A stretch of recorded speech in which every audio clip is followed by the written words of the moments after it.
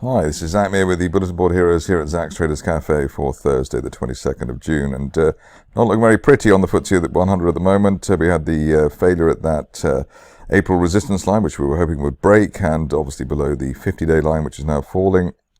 200-day line still rising, but we're below that at 75.37 and risking a break of the uptrend line on the daily chart since October, which is currently around 7,500. If we could do that on an end-of-day close basis, that would not be pretty, because that would suggest that we're going to roll over, perhaps down towards the floor of the trend channel that I'm just drawing at the moment, so down towards the 7,400 area, and obviously it could be worse than that. The warning was, and I mentioned it I think a few days ago, the failure at RSI 50, which I suppose effectively is the second one this month, but that last one neatly on 50 and then coming back is dangerous. The end of the day close back above the 200-day line, 75.37, would then get us out of jail in terms of the latest potential breakdown here, but not looking good on the FTSE at the moment. Onto the DAX, which has always been in a better place over the recent past at least, but even that has escaped the confines of the October rising trend channel. You could say, I suppose it's more accurately around there. So the 50-day line around 15,900. Where we are now, and the risk of a break of 15,700 leading to a more serious move to the downside, maybe fitting the gap down there, and March resistance at 15,300. So we basically need to get back above that October line, 16,000, pretty quickly on the DAX. Moving along to the Dow, and here also slightly disappointing in the sense that we were challenging this market not to have another bull trap above the April 2022 resistance line. It looks like it's exactly done that. So another failure at that particular feature. That's been a real problem for the market. If we look back and see how many times we failed at that April resistance line, it's quite obvious. But initial support here, well, we're below 34,000 at the 50-day line at 33,600, and then the worst case scenario at this stage would be a test of that October uptrend line in the 200-day moving average, currently around 32,800. Given that that area is roughly where the FTSE is at the moment, we can't rule that out, and obviously the DAX is just below its 50-day line. So in fact, at the moment, the Dow is actually outperforming. Above 34,000, a chance of 34,800 at that March resistance line projection. Moving on to Bitcoin, which currently is the star of the show, which is obviously not difficult compared to the indices at the moment, but great breakout this week, and above 30,000 as well, looking for that resistance line projection from basically this time last year as high as 35,000, and hopefully we can see that by the end of next month, and if we're really lucky, I suppose it could be by the end of this month, but that would obviously be quite an effort there. In terms of the upside holding, above recent resistance around 28,300, looking for that 35,000 level, which obviously would be quite a coup for the bulls. And the other point to note is the way that the 50-day line is now rising as well. We had a gap close buy signal way back on the 17th last week, so that's something else to just take note of. But the good thing here is that above 28,400, we are looking for up to 35,000 on Bitcoin. Onto the stocks, and stock which is obviously a great read across for Bitcoin, Argo blockchain, and here back in business for the bulls. Covered it yesterday. We're up 26% today, so I'm feeling rather clever. Broke that line of resistance there around 9.4 pence. Broke when closed on the 50-day line at 10, and above 10 and the 50-day line looking for as high as 16 pence, which I suppose we could see if we get 35,000 on Bitcoin. On to Andrada, which is currently living up to its epic code. ATM for the bulls at least, unfull gap to the upside on the 12th of June, U-shaped bull flag, which is one of our favorite little setups, and looking for the second target here now up towards 8.25 pence. After that, I think easy just look for the April resistance of last year at 9.5 pence, hopefully by the end of next month. But beautiful move here with the sideways consolidation at resistance, U-shaped bull flag, etc., etc., etc. End of day close above the 7.85 pence level, a decent trigger for an ongoing move to the upside.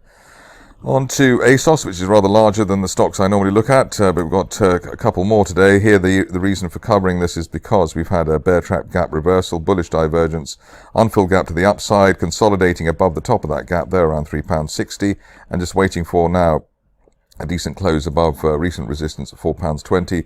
Above 4.20 on an end-of-day close basis, we could fill the gap up there from May up to the £5 level. So that looks pretty well set up. The only thing missing is the RSI to be back above neutral 50. It's at 49 at the moment. But that rising consolidation that we've had above the gap looking very attractive indeed, from a charting perspective, of course. Moving on to Biom Technologies, which I haven't looked at for quite a long time. Here we've got a U-shaped bull flag looking for an end-of-day close above April resistance at 147.5, and if we get that, it should be a journey to the top of that rising trend channel from this time last year as high as £2.50, and hopefully by the end of August, I suppose, the latest. Could obviously be sooner than that, but this is a very good looking setup, and that ricochet above the 50-day, the rising 50-day moving average, really a strong signal and a strong pattern as well. On to Hemogenyx, which is continuing its rising, consecutive day rising over the recent past. Just need to get through that 200-day line, 1.8 pence or 1.82 pence, I suppose, and above that on an end-of-day close basis, looking for 2.25 by the, well, maybe even by the end of this month, given the momentum that seems to be gathering there and the rising 200-day moving average. On to Halfords, which is a special guest today, and obviously thin on the small cap area. Here we had a decent unfilled gap to the upside yesterday, and breaking that line of resistance from back in January. The view now is that the longer we stay above the initial 2023 resistance at £2.27, or if we can get an end-of-day close above that, we're looking for a target as high as £2.80 by the end of the next month. So a nice potential setup there, end-of-day close above 2.27, leading to £2.80, and not expecting any breakback below 2.10 anytime soon.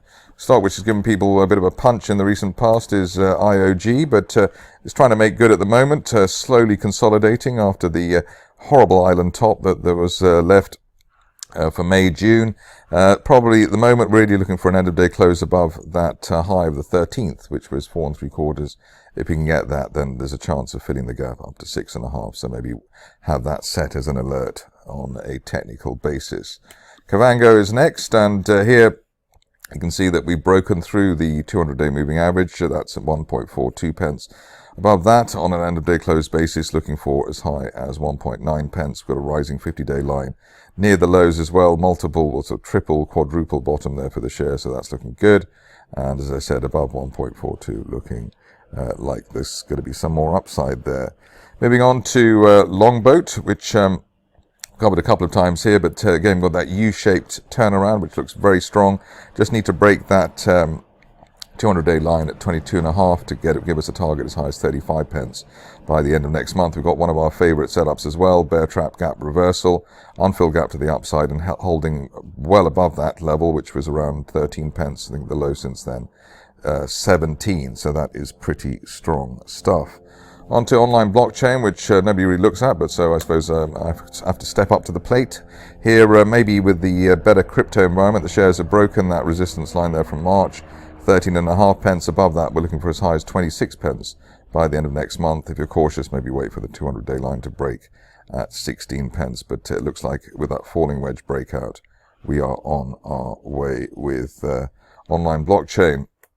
On to Ocado, which I looked at. I checked on Father's Day when the shares were around, when they were just breaking the 50-day line around £4.50. They did actually fall back to 4.11 after that, which was earlier this week. But the reason for including the shares then was it was a bear trap gap reversal. So bear trap below £3.80 and then gapped higher back into the old support area above £3.80.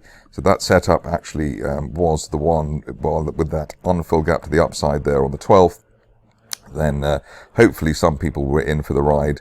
You can see that old resistance line target that I drew around £6. We've actually exceeded that. So I suppose next level up here would be a line of resistance upper parallel towards the £7.10 level. So let's see if we can get that over the next few weeks, or the way things are going over the next few days. 43% up is pretty strong indeed. Onto a stock for which I've never heard of, but the chart looks pretty good. Sondrel Holdings, and here already advanced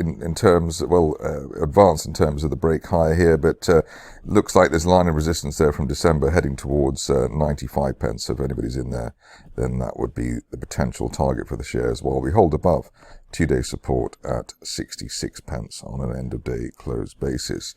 A couple of stocks to go now. First one is Sovereign Metals, which thankfully after a long time in basically consolidating in the low 20s, looks like we're on our way. Bounced off the 22 pence level, hopefully for the final time, and above that, and especially above the 200-day moving average at 24.5, we're looking for up to 36 pence as soon as the end of next month. Decent news flow coming in there, and that seems to be doing the trick. Onto a stock which has been horrible to all and sundry, which is the last stock of the day, Woodbois, and here you can see that the rising trend channel that we drew a little while back is pointing towards the 0.73 pence level. That's the target here, while we hold above the 50-day moving average at 0.52. So the RSI actually still quite low, around 60, even after the gains we've had this week. So let's see if we can get up to that 3/4 of a penny area. If we're really lucky, obviously people will be eyeing up a gap fill up to the 1 penny area, but maybe that's a bit premature at the moment. The key here is that we've broken above the 50-day line for the first time since, October last year, so in a proper way. So let's see if Woodbois can do that. That's it from me today. More updates tomorrow.